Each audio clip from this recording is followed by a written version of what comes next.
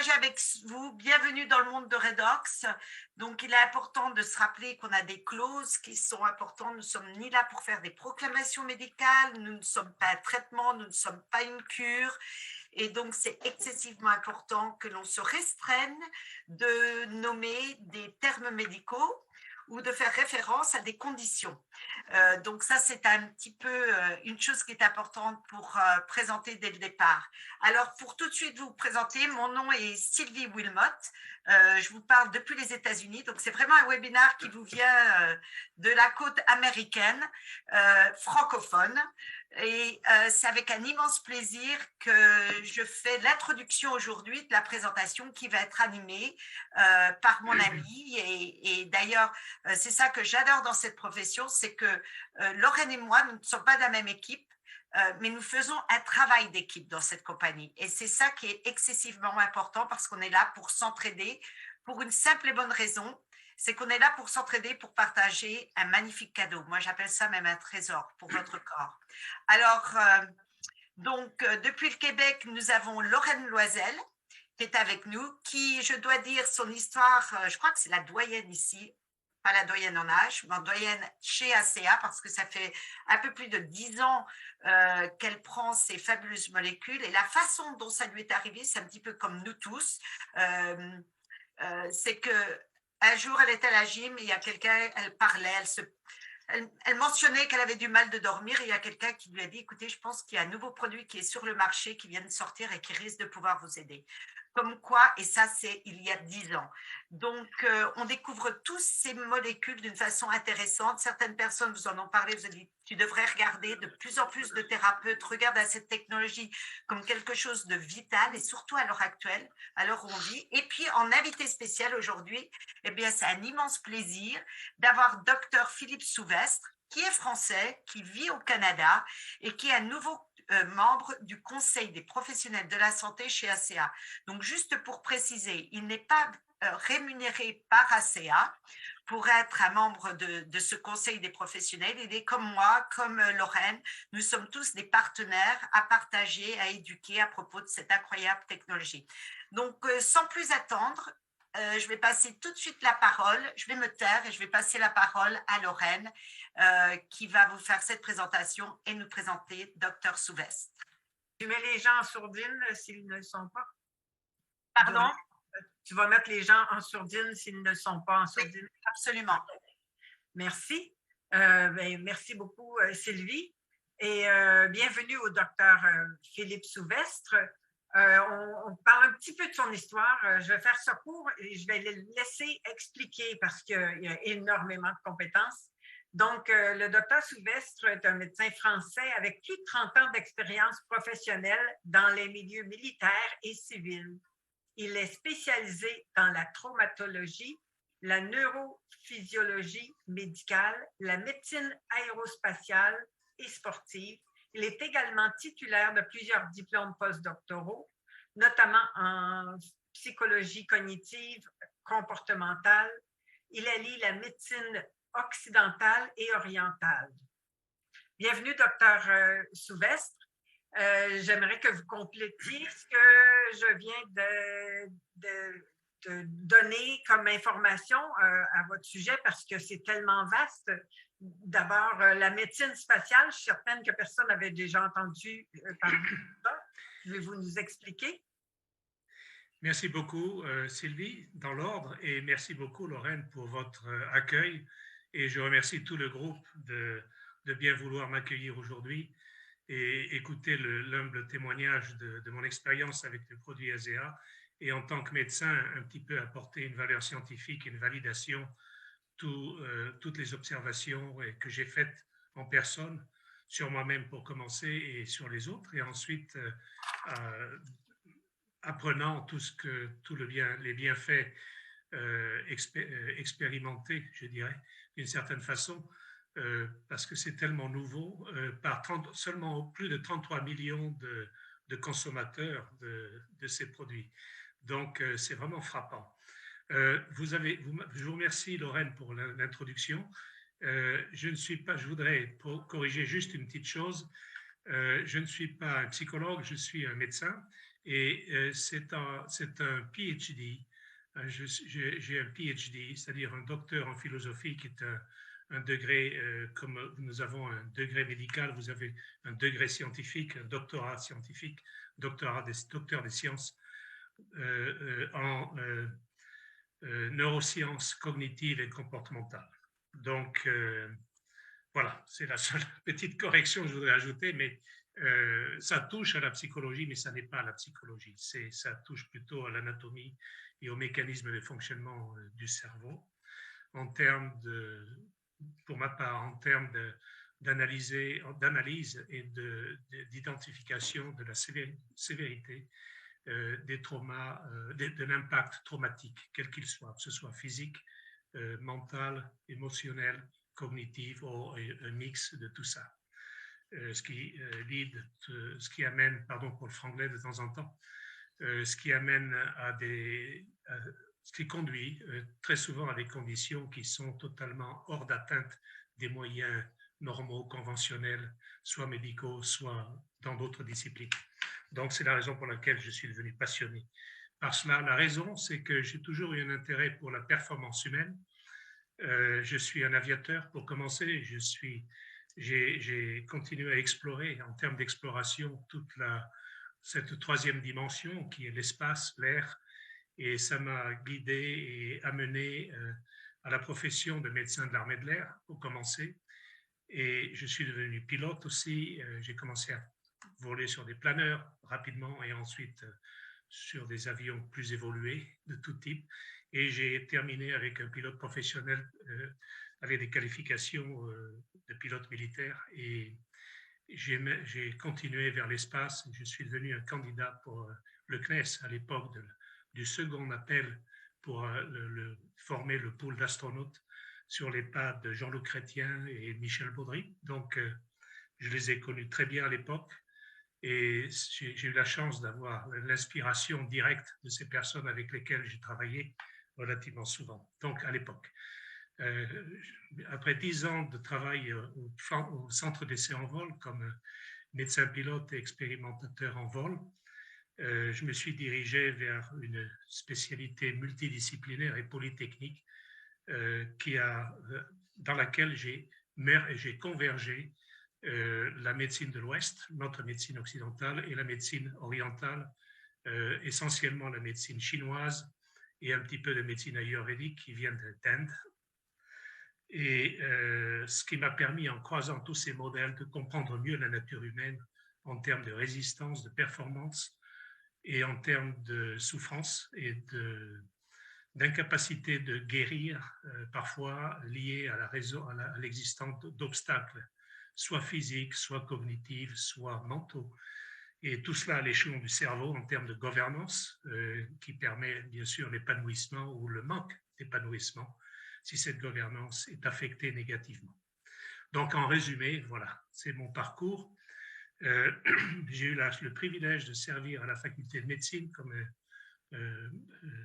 chargé de cours et professeur adjoint du professeur Papy, qui était le laboratoire de physiologie aéronautique et spatiale et laboratoire de physiologie tout court et physiologie et neurophysiologie médicale. J'ai eu la chance d'avoir le trust du professeur Paul Van Duxen qui m'a porté vers le monde du parachutisme et m'a ouvert un monde nouveau pour moi et dans lequel je me suis engagé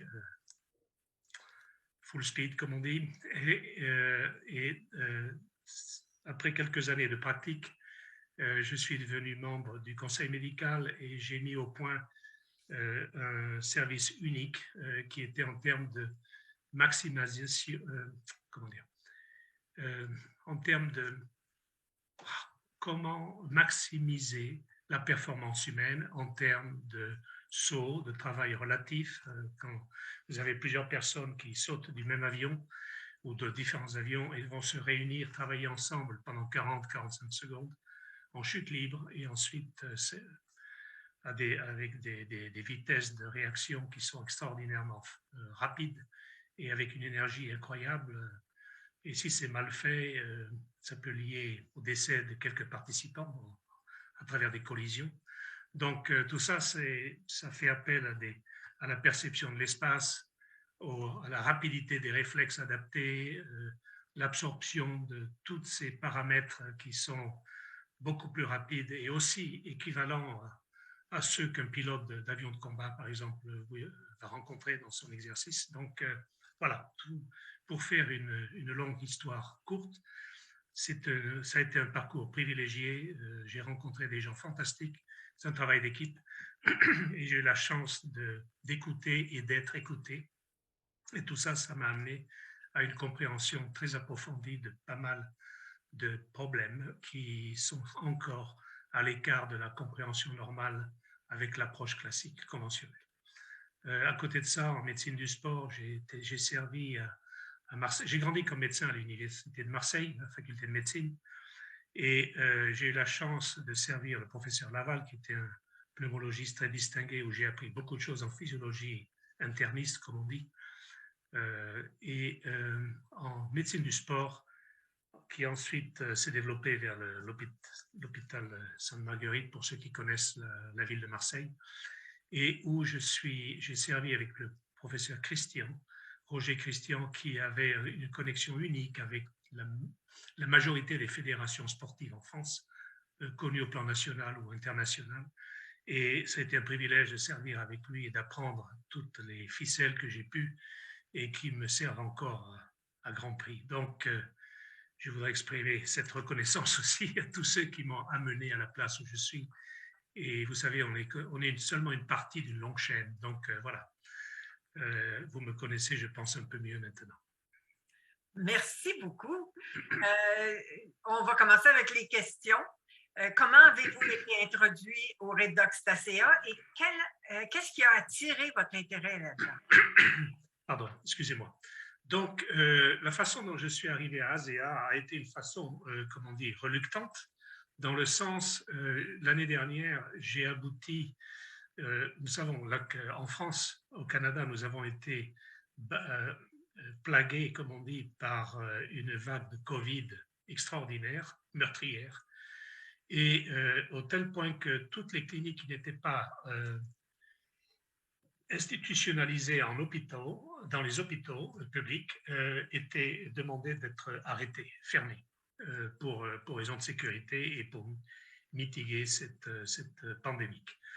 Donc, comme tout bon citoyen, j'ai fermé la mienne, ma clinique Neurokinetics, basée à Vancouver. Et ça a coïncidé avec un intérêt pour deux équipes ici à l'université de Calgary, avec lesquelles j'ai commencé à échanger et à poser quelques jalons vers des collaborations dans l'étude du fascia, du tissu connectif et dans le domaine du domaine de la performance du cerveau. L'université de Calgary est connue pour ses avancées, son esprit pionnier un petit peu dans beaucoup de domaines, en particulier médecine et physiologie fondamentale. Donc, c'était un bon terrain pour commencer. Et ça coïncidait avec ce désastre dû au Covid. Pardon, je n'ai pas le Covid, je ne l'ai jamais eu, donc rassurez-vous. Mais voilà, donc au mois de mars l'année dernière, j'ai dû fermer ma clinique et j'ai pris la décision de quitter Vancouver parce que j'avais épuisé aussi toutes les collaborations que je pouvais travailler avec au cours des 26 ans que j'ai passé à Vancouver, après mon déménagement en 95. Et donc, et ici, je me suis écroulé. Après le déménagement, pour faire une longue histoire courte, j'ai craché, comme on dit, et j'ai pensé à 3 reprises au cours de cette année, entre mars et décembre, j'ai pensé que je ne verrais pas la fin de l'année. Donc, c'est un petit témoignage de l'intensité dans laquelle de l'état où j'étais. Et tous les collègues que j'ai contactés, consultés, ne comprenaient pas bien. Je n'avais pas le Covid, mais j'étais totalement dysfonctionnel et totalement dans le brouillard et épuisé. Donc, on est arrivé aux conclusions que j'avais brûlé la chandelle par les 4 bouts et au cours d'une période très longue, et que c'était un moment de rupture pour moi. Donc, Dans l'intervalle, en parallèle, j'ai la chance d'avoir beaucoup d'amis relativement proches sur la planète, un peu partout. Donc, une amie du corps de santé américain, membre, un officier colonel de l'US Air Force, médecin, and chief nurse as well, m'a parlé d'ASEA, elle m'a recommandé de jeter un coup d'œil à tout ça et j'étais reluctant parce que j'étais terrifié pour prendre quoi que ce soit, rien ne marchait et tout au contraire, la moindre chose que je prenais, soi-disant utile, avec la logique, me détériorait plus loin, plus avant.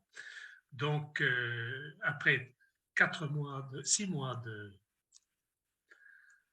dialogue avec elle, j'ai pris la décision de jeter un coup d'œil. Et quand j'ai commencé à regarder ce que c'était, etc., j'ai quand même pris beaucoup plus confiance dans la mesure où j'étais satisfait avec l'état de science, l'éthique de l'équipe qui a créé cette compagnie ASEA, la mentalité, le charisme, la générosité derrière tout cet effort pour aboutir à la production qui est unique et au service de l'humanité, pratiquement à bord de ce vaisseau appelé ASEA.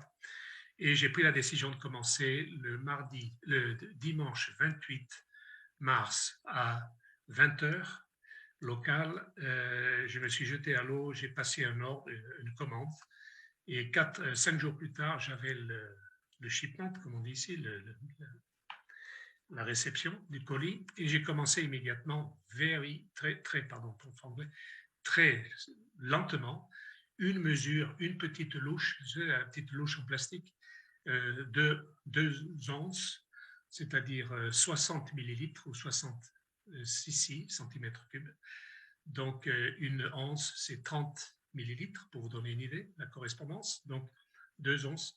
Donc, une coupe, une louche le matin, une louche le soir. Et en 2-3 jours, j'ai commencé à ressentir la renaissance d'une petite flamme qui avait disparu pour bien longtemps. Et ça m'a encouragé. J'ai augmenté en une semaine, je suis arrivé à une demi-bouteille par jour, c'est-à-dire 8 louches, c'est-à-dire 16 onces, qui est la moitié d'une bouteille. Ici au Canada, je sais que nous n'avons pas les mêmes formats de bouteilles, mais ici nous avons une bouteille qui fait 960 millilitres, et donc ça correspond à 32 louches, si vous voulez, donc 64 onces. Donc, je prenais mes 32 onces par jour et j'ai commencé à ressentir une vague d'énergie, comme un tsunami, comme venant de l'intérieur. Et c'était un petit peu, comme on dit en anglais, inside out, oui, de l'intérieur à l'extérieur. Et j'ai commencé à renaître de mes cendres. Et vraiment, c'était vraiment la figure la plus fidèle et réaliste que je pouvais trouver pour me comparer à quelque chose. Et en moins de 2 mois, j'ai récupéré, je dirais, 70%, les 3/4 de ce que je suis, de ce que j'étais en pleine forme. Et après, je suis passé au-delà de 7 mois. Donc, je suis relativement nouveau dans la famille ici. Et après 7 mois, je considère que je suis à pratiquement 90% de mes capacités maximales, ce qui est merveilleux. Ce qui est merveilleux parce que c'est physique, c'est mental, c'est émotionnel, c'est le comportement est revenu ce qu'il était et tous mes défauts et qualités sont revenus comme ils étaient. Donc c'est vraiment une bénédiction. Et je considère que j'ai été sauvé par ASEA parce que j'ai épuisé toutes les autres solutions thérapeutiques au cours de l'année dernière. Vraiment. Ben, c'est merveilleux. À ce moment-là, donc, vous avez dû étudier énormément ce qui est le redox pour pouvoir en prendre parce que vous ne vouliez pas essayer quelque chose de nouveau qui vous était inconnu. Comment expliqueriez-vous les molécules de signalisation redox à quelqu'un, comme il y en a plusieurs qui sont ici pour la première fois? Qu'est-ce que vous leur diriez pour qu'ils comprennent ce que c'est? Alors, je dois dire que ce qui m'a impressionné quand j'ai commencé à faire mes diligences, c'est le nombre de prix Nobel entre l'année 1998 et l'année 2019, qui est 2 ans, il y a 2 ans seulement, parmi lesquels vous avez 4 prix Nobel de physiologie et médecine et 2 prix Nobel en chimie pour des gens qui ont été nominés pour leurs travaux et leurs avancées dans le domaine de la biologie cellulaire en termes de redox, de la biologie de la réaction antioxydant, réduction, vous savez ce que nous appelons en biochimie redox, l'équation redox, qui est extrêmement complexe.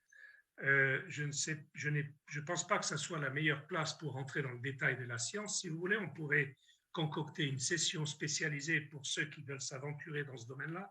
Je suis ouvert à ça. Je ne suis pas un expert biochimiste, mais je suis médecin et je connais bien les intrications en termes de biochimie et le reste, mais ça ne me fait pas être un expert dans la matière.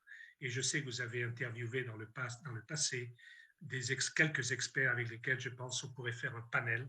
C'est une proposition très humble que je fais, parce qu'avec le docteur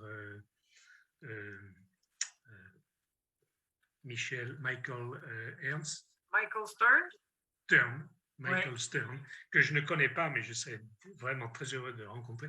On pourrait peut-être, s'il est disponible, passer 1 heure là-dessus et travailler ensemble et s'expliquer mutuellement ce que nos angles d'interprétation et de connaissance. L'équation redox est fondamentale à la vie. Sans l'équation redox, notre existence ne pourrait être du tout. Ça prend beaucoup plus de temps pour mourir de faim et de soif que de mourir du manque ou d'une altération chronique, d'une détérioration rapide de cette réaction et de cette capacité de promouvoir et de fabriquer et de permettre et d'utiliser tous les tenants et aboutissants de cette équation redox, parce que la longévité d'une équation redox est quelques nanosecondes. Ça vous donne une idée. Donc, si les choses commencent à aller, comme on dit, nose down, à piquer du nez dans la mauvaise direction, c'est une matière de minutes pour mourir d'un déficit gigantesque en termes d'équation redox. Donc, ça vous donne l'importance. La place de l'équation redox, ce qu'on appelle la biologie redox, est aussi très intéressante parce que c'est l'une des fonctions essentielles d'une cellule en bonne santé qui va se comporter et performer d'une façon essentiellement élémentaire, mais fondamentale, de 2 manières. La première manière, c'est que nos cellules, quel que soit le type de cellules, les os, le cerveau, les vaisseaux, les fluides, etc., tous les organites et organelles qui peuvent porter le nom d'une cellule en termes de biologie cellulaire, pardon, en termes de biologie cellulaire, ont besoin de communiquer.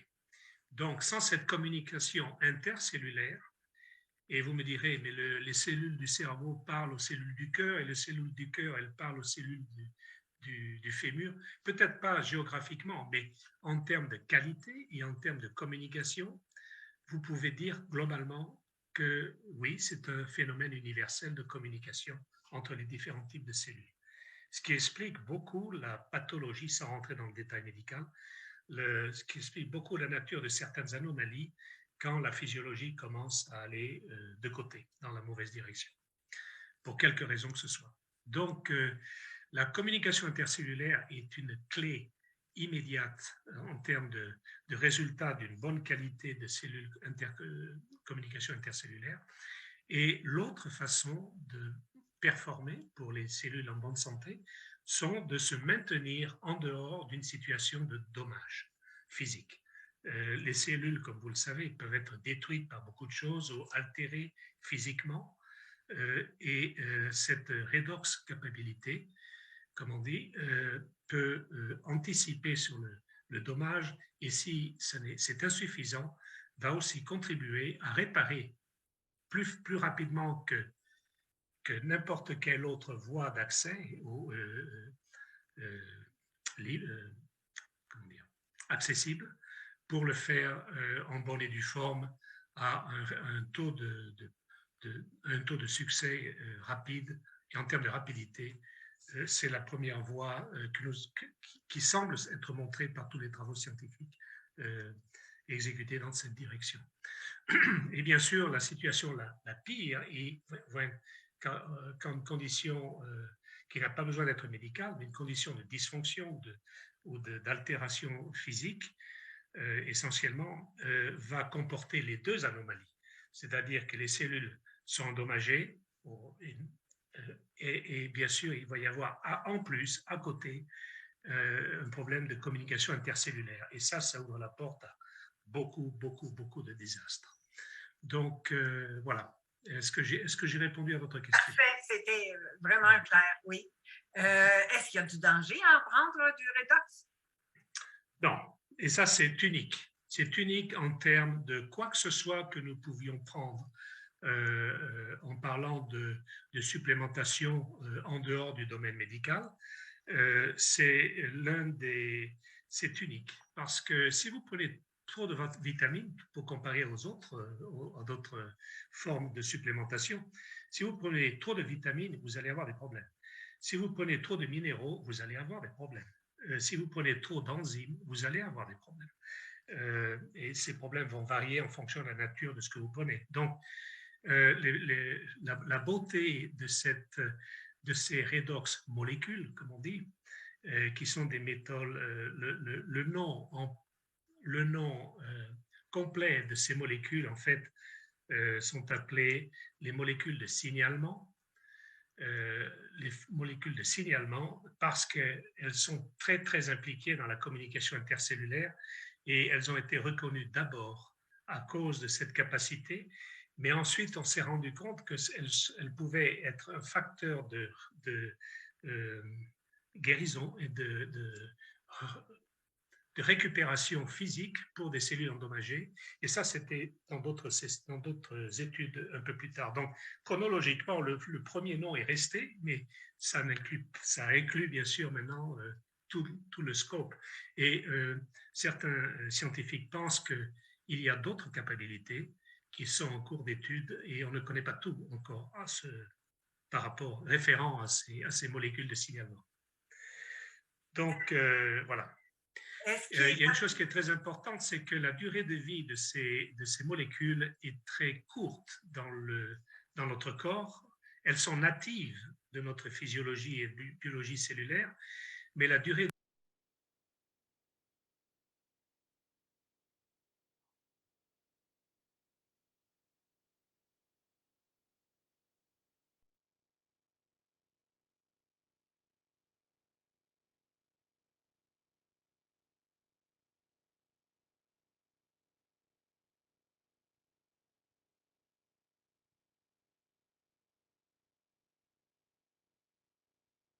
de vie, comme je l'ai dit, je pense un peu plus tôt, sont de quelques nanosecondes. Donc, c'est un spark. Hein. Le spark que vous avez quand vous faites un petit feu de bois. Et ça peut être même plus rapide que ça. Ça peut être même invisible, tellement la durée de l'existence de ce parc est très courte. Mais avec le miracle qui a été magnifié par l'équipe de Verdis et Tyler Norton qui ont racheté une compagnie qui avait réalisé ces travaux fondamentaux avec beaucoup de succès, mais avait été arrivé à une limite dans leur niveau d'opération et niveau de compétence.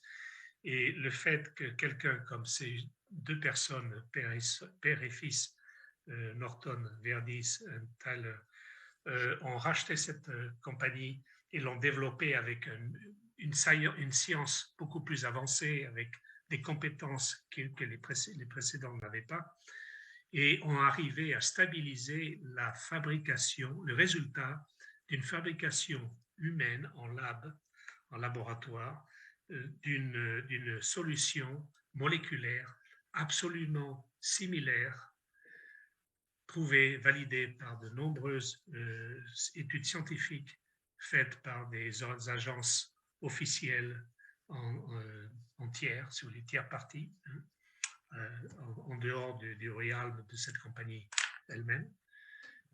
Donc, ce qui est important à savoir, c'est que la durée de vie de ce qu'on appelle de cette technologie redox, nous ne fabriquons pas la technologie redox, on fabrique les molécules réelles de signalement qui sont natives en nous. Mais la fabrication artificielle, je dirais, pour arriver au même vraiment produit moléculaire de molécules de signalement, a été un tour de force extraordinaire au niveau technologie, s'appuyant sur toute la recherche précédente, les recherches précédentes en différents niveaux. Et pour faire une histoire very longue, très courte ici, la durée de vie peut aller jusqu'à 3 heures. Donc, ça explique le pourquoi et les progrès dans les recommandations au cours de l'histoire de la compagnie ASEA depuis, nous sommes maintenant dans leur 13e année à peu près. Donc, depuis 13 ans, les façons de recommander comment prendre ce produit ont évolué à la lumière de la science et à la lumière de ce que nous connaissons en termes de biologie cellulaire, en termes de production de ces molécules de signalement et leurs effets et leur durée d'existence, etc., etc. Il y a beaucoup de choses à dire dans ce domaine. Parfait. Maintenant, est-ce que ça prend un problème de santé ou un âge spécifique pour prendre du redox? OK. Ça, vos questions sont merveilleuses, Lorraine, parce qu'elles donnent un angle différent à chaque fois sur la compréhension de ce phénomène extrêmement complexe. Vous savez peut-être qu'à partir de l'âge de 15 ans, nous commençons la production globale dans notre corps par les mitochondries, qui sont des petites organelles dans chacune de nos cellules, quelles qu'elles soient. La fabrication de ces molécules de signalement est faite au sein des mitochondries. Ça, c'est avéré, c'est prouvé, c'est validé. À partir de l'âge de 15 ans, qui est l'âge optimum en termes de fabrication maximale d'une masse de molécules de signalement global dans notre corps, nous allons perdre 1% par année à partir de l'âge de 15 ans. Donc, si vous avez 25 ans, vous aurez perdu 10% de la capacité normale de production de ce type de molécules de signalement. Et ainsi de suite. 35 ans, vous perdez 20%, etc. Donc, ceux qui arrivent à l'âge de 60, 70, 80, 90, 100 et plus, vous faites les comptes.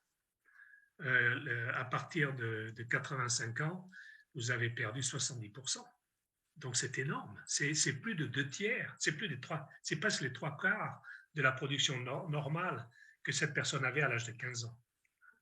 Donc, c'est pour ça que l'idée première au moment de réaliser, ça ne s'est pas fait en une nuit, bien sûr, tout ça, mais ajoutant la science à la science, à la science, à la science, et avec une compréhension très extensive de toutes les retombées de ce phénomène, la place de ASEA est en termes de anti-age, comme on dit. C'est une capacité comment dire en français? Pardonnez, je parle anglais maintenant, 100%, mon français est un petit peu vacillant de temps en temps, pardonnez-moi, mais vous pouvez m'aider en toute sympathie. Oui, on devient très vulnérable par le manque de cette fonction essentielle, et maintenant nous savons que c'est une fonction essentielle. Donc, voilà, donc le premier, donc en termes de danger, vous comprenez bien que le danger est nul, parce que ce qui a amené à comprendre cela aussi, c'est que la Food and Drug Administration aux États-Unis, la FDA en cours, après des études de 17 ans, en continu, pour essayer de trouver une façon de classifier ce nouveau produit appelé molécule de signalement, signaling molecules en anglais. Pardon. Après 17 années, la FDA a échoué dans sa recherche pour établir une classe qui existait déjà et dans laquelle pourrait ce nouveau produit pouvait être organisé et classifié et référé à cette classe. Donc, ce produit a créé une classe par lui-même. C'est un produit unique qui est pour l'instant le seul dans la classe qui lui est attribuée maintenant, à défaut du manque de suitabilité au regard des autres classes existantes. Et il y en a beaucoup. Donc, en termes de risque, et l'une des raisons pour cela, c'est qu'il n'arrivait pas à trouver des taux de mortalité. Taux de mortalité, ce qu'on appelle la DL50 en anglais, c'est le taux de toxicité qui va tuer les populations de référence pour les études, en général les rats, les souris, etc. Donc, un produit toxique en pharmacologie, par exemple, est qualifié par la DL50. Et donc, c'est une des composantes qui va permettre de classifier ce produit dans l'une des classes existantes. Ouais, ASEA n'a jamais répondu à ce critère parce que personne ne voulait mourir dans les études relatives à ASEA avec des doses extraordinaires, bien au-delà de ce que la science pouvait comprendre. Donc, ce qui m'amène à vous répondre qu'il y a une sécurité complète, absolue, de 100%, parce que jusqu'à nouvel ordre, il n'y a aucun problème de toxicité. Bien, merci. Est-ce qu'il y aurait des questions des gens qui sont à l'écoute? Est-ce qu'on peut proposer, vous pouvez taper vos questions, comme ça, moi, comme c'est enregistré, je pourrais les poser et monitorer, au moins, s'il y a des termes qui sont médicaux, les changer pour d'autres termes. Comme ça, on reste en compliance. Alors, s'il y a des questions. J'étais curieuse un petit peu parce qu'on voit différentes bouteilles dans différents pays. Je sais que moi, aux États-Unis, je peux utiliser j'ai beaucoup plus de flexibilité. Entre autres, l'étude qui a été faite sur les expressions génétiques, les 5 gènes qui sont en définitive, c'est en 2017, où une étude a été faite par ACEA en collaboration avec les laboratoires Torrey aux États-Unis, où on a décidé, ACEA a décidé de faire une étude pour savoir si en définitive, ACEA pouvait avoir un impact de façon à réactiver les gènes, entre autres le gène relié au système inflammatoire, immunitaire, cardiovasculaire, qu'est-ce qu'on a, hormonal et digestif. Quelle est l'importance de cette révélation au niveau, pour notre santé, ce qui se passe à l'heure actuelle, d'avoir une étude qui démontre qu'on peut avoir un travail à un niveau génétique, que Redox peut avoir, on va dire, je ne vais pas dire reprogrammer ou stimuler, parce que je n'aime pas le terme stimuler, mais peut permettre en définitive nos gènes à mieux fonctionner ou fonctionner comme ils devraient fonctionner. Quelle est l'importance de cette étude? C'est une importance clé. Alors, en préliminaire, je dois dire que la génétique médicale n'est pas dans mon domaine d'expertise, donc vous me pardonnerez de ne pas répondre en profondeur vraiment à tout ça, mais je vous recommande je peux vous vous faire parvenir des liens pour des littératures scientifiques qui ont été publiées sur le topic et qui répondront à beaucoup de questions d'une façon très scientifique. Mais vous avez très bien résumé la situation, Sylvie, en termes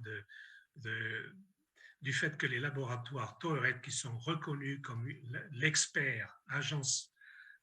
l'agence experte en termes de génétique biomédicale, et ils ont toute la technologie et les compétences pour conduire d'une façon très réussie et précise des études complexes en termes de gènes et tout ce qui s'attache à ce qu'on appelle la transcription génétique, la transduction, tous ces échanges en nature au cours du voyage que chaque molécule a dans notre organisme. Il va y avoir des façons de se lier à d'autres entités, etc., se libérer, se rattacher, se libérer. C'est très vivant, très complexe et très harmonieux. Et donc, en gros, en résumé, je peux vous présenter en résumé le détail, on pourrait consacrer peut-être une autre émission là-dessus, c'est que la transcription est ce qui permet à un gène d'être exprimé de par la nature de ce qui compose le gène. Alors, la couleur des cheveux, tout le monde connaît la couleur des yeux, tout ça. Mais ça va beaucoup plus loin que ça. Il y a toutes nos capacités et tous nos traits sont réfléchis dans des programmes génétiques et dans des librairies génétiques qui sont imprimées, qui nous font. On peut avoir accès à certaines, on peut ne pas avoir accès à d'autres. Vous savez peut-être que l'épigénétique est la partie du génotype qui va être adaptive aux variations de notre environnement, par exemple, et qui va nous permettre d'être plus résistants ou résilients au côté négatif d'un environnement donné. Par exemple, dans les maladies professionnelles, nous savons qu'il y a certains gènes qui deviennent affectés au cours du temps par telle ou telle exposition, tout risque, que ce soit chimique, que ce soit gazeux, etc. Donc, c'est une réalité. La transcription génétique a été vraiment bien comprise au point de comprendre et de pouvoir lire l'effet des molécules de signalement à travers leur impact sur la cellule. Mais chaque cellule a ce patrimoine génétique. Donc, il y a eu cette idée d'explorer le côté génétique de la cellule fonctionnelle et de la performance cellulaire. Donc, c'est comme ça que les laboratoires Toeret, avec l'équipe des fondateurs de cette compagnie ASEA et leur équipe scientifique de base, le cœur de cette équipe, avaient un intérêt là-dessus. Et c'est vraiment très unique, très unique. Oui, je sais qu'on a d'autres études qui vont apparaître à partir du mois d'avril et c'est très excitant de savoir qu'on est en pleine continuité. Et je veux préciser quelque chose. Les laboratoires Toret ont été rachetés par une compagnie, par un laboratoire en Israël. Ils l'ont vendu, mais ils ont toujours la même valeur. Les laboratoires Toret, c'est eux qui faisaient 23andMe et Ancestor.com pour suivre la DNA, le génétique. On a quelques questions. Alors, rapidement. Alors, j'ai quelqu'un qui me pose la question. Bonsoir, ça fait 3 mois que je prends ces molécules. Je ne ressens aucun résultat pour mes gènes au niveau musculaire dans mon corps. OK. Alors, sans rentrer dans la dimension médicale, bien sûr, parce que nous respectons les recommandations et l'éthique de la compagnie ASEA, en termes de statistiques, il est avéré, la compagnie a commencé à évaluer, à calculer, à suivre les nombres et les statistiques au cours du temps depuis le lancement de chacun de leurs produits. Donc, ils ont une très bonne idée et qui se raffine chaque jour, je dirais, à travers l'analyse et la compréhension du pourquoi telle personne est affectée, pourquoi telle personne n'est pas encore affectée, mais le sera à un moment donné. Et c'est la raison pour laquelle nous exprimons de cette façon. Il n'y a pas d'échec avec ASEA, il y a seulement des ralentissements qui peuvent lier à beaucoup de facteurs qui vont ralentir la réponse favorable à la supplémentation en termes de molécules de signalement cellulaire. La première raison, qui est très commune, et nous tombons tous dans le panneau à ce propos-là, parce que nous sommes tous humains et nous pensons à beaucoup de choses sometimes au même moment, c'est nous sommes relativement déshydratés. C'est très commun. Et la déshydratation est l'ennemi dans la propagation et l'émission et la production de ces molécules de signalement. So, si quelqu'un prend fidèlement, quotidiennement, une dose bien recommandée qui fait sens, et il n'y a pas de résultat encore, je pense que la première chose à faire, c'est de regarder le degré d'hydratation, parce que nous nous déshydratons très facilement, et certains d'entre nous plus facilement, plus rapidement que d'autres, pour des bonnes raisons. Donc, je dirais à cette personne d'être très vigilant ou vigilante avec le montant d'eau à prendre. Et je recommanderais la façon suivante de prendre cela, de prendre de l'eau d'abord et de prendre les produits ASEA après, et non l'inverse. La raison pour laquelle je recommande cela, c'est que les études ont montré que l'absorption de ces molécules de signalement se font en quelques secondes. Mais l'absorption de l'eau peut prendre plusieurs minutes. Alors, vous comprenez le truc. Si vous prenez la solution d'abord et vous ne réalisez pas que vous êtes un petit peu déshydraté, ils vont s'arrêter sur le côté de la route. Ils ne vont pas faire le boulot. Donc, tout ce stock, ce montant de molécules de signalement que nous prenons est absorbé, mais ne va pas fonctionner du fait de pas assez de fluide dans le tissu pour être le véhicule de la dissémination et permettre à ces molécules de signalement d'aller où elles sont en besoin. Est-ce que vous Donc, pensez... c'est très important. Est-ce que vous pensez également, je ne sais pas combien cette personne prend, mais comme sur l'étude qu'on a vue sur les expressions génétiques, et comme vous l'avez très bien mentionné d'ailleurs, vous avez pris une plus grande quantité, jusqu'à une demi-bouteille par jour. Moi, par mon expérience, ça fait à peu près 8 ans que je fais ça, je me suis rendu compte si les personnes augmentent leur prise, ou l'état sur la journée, comme vous l'avez mentionné, ça vit à peu près 2 à 3 heures dans notre corps, où le corps va les utiliser. Et ce que je me suis rendu compte, c'est que dans certains cas, est-ce que vous pensez que d'augmenter la prise à 240 et peut-être l'étaler sur la journée à 2 à 3 heures d'intervalle pourra permettre au corps une constante exposition justement à ces molécules? Vous parlez avec un super bon sens, Sylvie. Oui. D'abord, la distribution au travers de la journée et en prévision d'une nuit à venir est très importante parce que dans la journée, nous fonctionnons, nous opérons.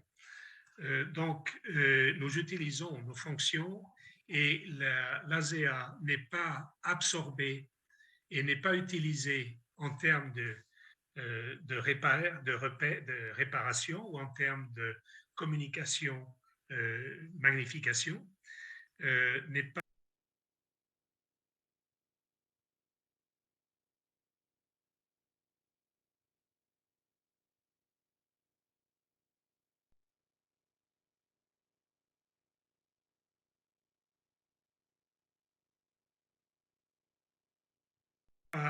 utilisée idéalement parce que l'énergie est utilisée dans d'autres domaines, parce que par le simple fait que nous avons une vie, nous agissons et nous opérons.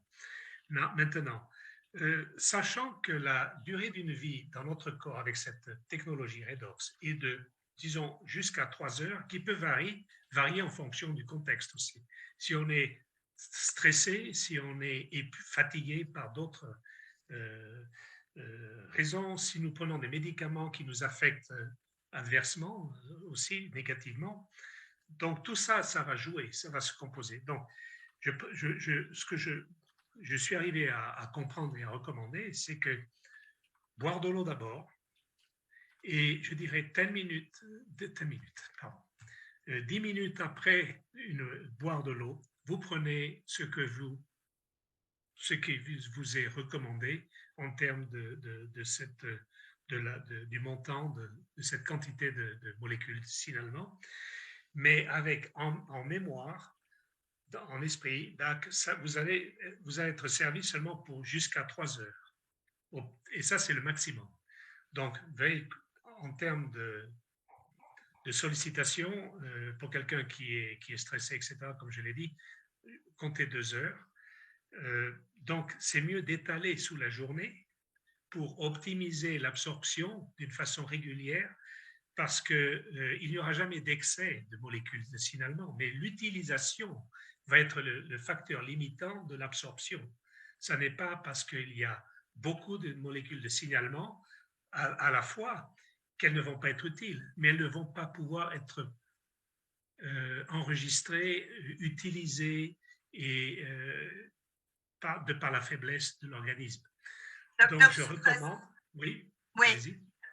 Ce que je veux faire, c'est qu'on a encore plein de questions. Et donc, si on peut raccourcir un peu les réponses, parce que c'est fascinant, mais ce que je veux faire, c'est qu'on respecte tout le monde leur temps. Et il y a de très, très bonnes questions. Donc, si on pouvait, entre autres, on a des personnes qui nous ont posé.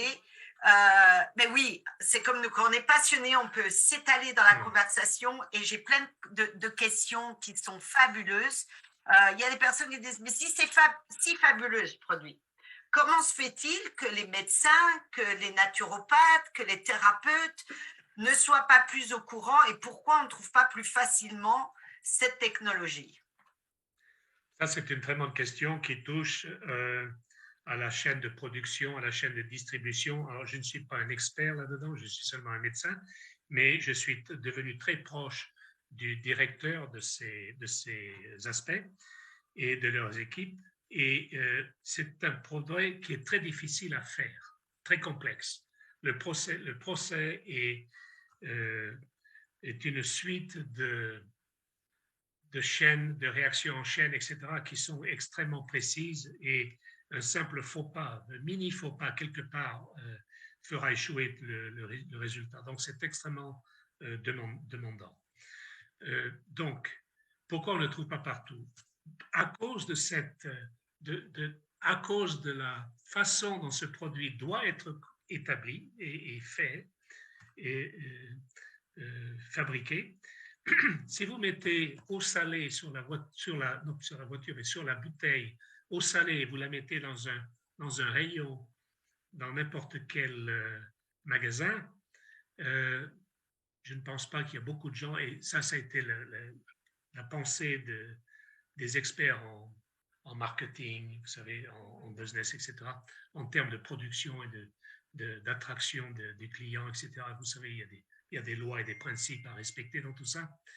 En gros, de par les régulations en cours, par exemple en France, en Europe, qui sont différentes des États-Unis, qui sont différentes du Canada, qui sont différentes de l'Asie, qui sont différentes en Australie, etc. Donc, c'est vraiment une mosaïque de régulations complètement différentes que cette compagnie a été amenée à jongler avec. Parce que c'est de l'eau, si vous voulez, le principe de fabrication, et ce n'est pas complet. Vous prenez de l'eau salée, très purifiée, complètement purifiée, et vous allez briser les molécules d'une certaine façon, et il y a une chaîne extrêmement longue dans cette procédure qui sous-tend l'assurance qualité du produit à la fin de la procédure. Et la mise en bouteille est extrêmement pseudo-chirurgicale pratiquement, donc c'est très, très stérilisé, etc. Et de par les régulations, la compagnie est obligée d'écrire eau salée sur la bouteille. Ça, c'est la régulation. Donc, eau salée, les gens vont dire eau salée. Qu'est-ce que ça veut dire pour moi, eau salée? Et je ne vais pas acheter une bouteille d'eau salée pour 45 $, par exemple, comme c'est vendu à peu près au Canada. Donc, ça vous donne une idée, l'eau salée. Les gens n'ont pas la connaissance, n'ont pas l'information qui est aussi gardée confidentielle, parce que ce sont des trade secrets, comme on dit, ce sont des secrets de fabrication. La compagnie ASEA, depuis longtemps, plusieurs années, a stoppé les brevets d'invention parce que les brevets ont une vie limitée et ça expose le savoir-faire d'une façon incontrôlée après. Donc, ils ont choisi la route des trade secrets, des secrets de fabrication. Et donc, la réponse, je m'excuse d'être long, mais le contexte est important à comprendre. Si vous voyez une bouteille d'1 litre, une bouteille bleue sur une étagère dans n'importe quel magasin, avec marqué eau salée et pas plus que ça, parce que telle est la régulation, qui l'achèterait? Mais Personne. je pense aussi également qu'il faut repréciser, et je pense que c'était aussi la question, c'est pourquoi pas plus de médecins sont au courant. Et je vais ramener un peu à ça, ça fait seulement 7 mois que vous êtes au courant de Redox, alors que vous êtes un médecin qui a été dans le milieu de la recherche. Et je crois que ce qu'il faut préciser, c'est que Redox, c'est vraiment un nouveau milieu de la recherche qui fait que le milieu médical n'est même pas au courant de Redox parce qu'ils ne l'ont pas appris à l'université. Et enfin, ils l'ont tous appris en première année, c'est le cycle Krebs, mais très peu s'en souviennent ou pas du tout intéressés par ça, c'est de la biologie. Et c'est tout de même un sujet absolument important à l'heure actuelle dans le milieu de la recherche. D'ailleurs, moi, pour répondre à une des questions, il y a quelqu'un qui pose la question avec ce qui se passe à l'heure actuelle, qui commence par un CO, hein, je ne veux pas utiliser le terme. On me demandait si ça aidait un petit peu pour le problème d'une fatigue qui peut être chronique. Faites une recherche, allez sur Google Scholar et vous allez voir qu'il y a une recherche, il y a une étude qui a été publiée sur Redox et le syndrome chronique de la fatigue. C'est listé. Ça n'a rien à voir avec ACA, c'est juste Redox. Et je trouve... Et il y avait quelqu'un d'autre qui me posait la question, est-ce que, si on pouvait la faire courte parce qu'on n'a plus que quelques minutes, est-ce que Redox, on a fini de dire c'est un oui ou non, est-ce que Redox peut passer les barrières du cerveau? Oui. Et je sais que vous faites du trauma, vous êtes dans le trauma, donc est-ce que ça peut aider à ce niveau-là? Oui. Oui ou non? Oui. Oui. Oui Voilà. est ma réponse. Ça répond, oui. c'est génial. Je voudrais compléter quelque chose, Sylvie, rapidement. Pour expliquer pourquoi les médecins ne sont pas informés comme la population le voudrait. La recherche scientifique en biologie cellulaire, en termes de l'équation redox, est un domaine super spécialisé. C'est extrêmement compliqué. Ça demande des qualités, des compétences et une technologie qui sont extrêmement demandantes et rares et très, très chères. Donc, c'est vraiment une élite, c'est vraiment un choix d'élitisme dans cette direction. Ça, c'est la première chose. La deuxième chose, redox équation, c'est la biochimie organique, et les médecins ne fonctionnent pas et n'opèrent pas avec leurs patients avec ça en tête. Donc, ça n'est pas dans le monde médical en termes de pensée opérationnelle, etc. Ça, c'est la seconde chose. La troisième chose, la science et les publications médicales ou biomédicales en termes de redox équation, il y a 10 ans, il y avait à peu près 400 publications, je serais généreux en disant 600 publications, et maintenant, donc depuis 10 ans, il y a eu un bond jusqu'à plus de 48 000 publications révisées par des peer-reviewed, comme on dit en anglais, et publiées dans les journaux médicaux. Donc, c'est un changement. Beaucoup de sociétés qui étaient spécialisées dans l'étude de la réaction antioxydative, etc., ont changé le nom pour prendre le nom de redox. Et on parle de centaines de sociétés savantes de par le monde. Donc, ça vous donne une idée de pourquoi les médecins n'étaient pas vraiment branchés sur la question, parce qu'il n'y avait rien pour les aider à être informés dans un domaine si naturellement petit, étroit. Bon, je crois qu'on pourra encore durer pendant des heures à répondre aux questions. Lorraine, je te redonne la main. Je m'excuse. Ah, t'es mutée. Oui, c'est ça. On va, de toute façon, on a décidé que vous reviendriez parce qu'il y a trop de questions. Donc, quand on va faire des Zooms, Sylvie et moi, donc toutes les 2 semaines, on vous gardera un peu de quelques minutes à la fin de notre présentation pour répondre à des questions. J'aime beaucoup vos questions. Je parle à tout le groupe ici. Vos questions sont très, très importantes et je vois un intérêt qui est vraiment, vraiment très touchant pour moi. Je me mets à votre disposition même pour une session pleine à votre convenance quand vous le souhaitez. Absolument. Si l'audience est intéressée. Selon la demande des gens, on va sûrement organiser quelque chose. C'est un grand, grand plaisir. Et puis, je dois préciser à tout le monde que contactez la personne que vous invitez aujourd'hui. Vraiment, contactez-les. On peut continuer pendant des heures sur ce sujet et donner beaucoup plus d'informations. Vous pouvez trouver, entre autres, sur des pages, j'ai créé une page pour les francophones qui s'appelle redoxnation.com et sur laquelle vous aurez des petites vidéos. Et je vous suggère de regarder les 4 premières vidéos. C'est des petites vidéos qui font 5 minutes. Entre autres, la première vidéo, c'est sur l'histoire d'ACA avec Verdis Norton. La deuxième, c'est rapidement 5 minutes qui parlent des 2 produits phares, parce qu'on a d'autres produits suppléments qui aident, des superfoods qui aident à accompagner ces redox. Et puis, on a également, ce qui est très important que Dr. Sylvestre mentionnait, c'est à propos comment c'est produit, comment on manufacture le produit. Et puis la 4e, c'est un petit dessin animé que j'adore. C'est un vieux dessin animé, mais qui explique qu'est-ce que c'est que redox, quelle est la raison d'avoir des molécules de redox dans votre corps. Donc, je vous invite à aller sur cette page pour pouvoir déjà avoir quelques réponses à vos questions, mais surtout contacter la personne qui vous a invité. Comme on dit, moi, je vous invite vraiment à découvrir ce produit. À l'heure actuelle, ça n'a jamais été si important d'avoir ces molécules dans notre corps qu'à l'heure actuelle. Vous avez 2 options, vous pouvez être client privilégié ou partenaire comme nous et puis vous amuser à aider d'autres personnes parce que je peux vous dire, moi je m'amuse à aider d'autres personnes. Et puis à l'heure actuelle, demandez à la personne que vous avez invitée parce qu'il y a une promotion à l'heure actuelle qui est exceptionnelle où vous pouvez vraiment avoir beaucoup plus avec des produits gratuits. Je ne vais pas en donner plus. La personne que vous avez invitée peut vous donner plus d'informations. En tout cas, merci Lorraine pour cette fabuleuse présentation ce soir. Merci Sylvie.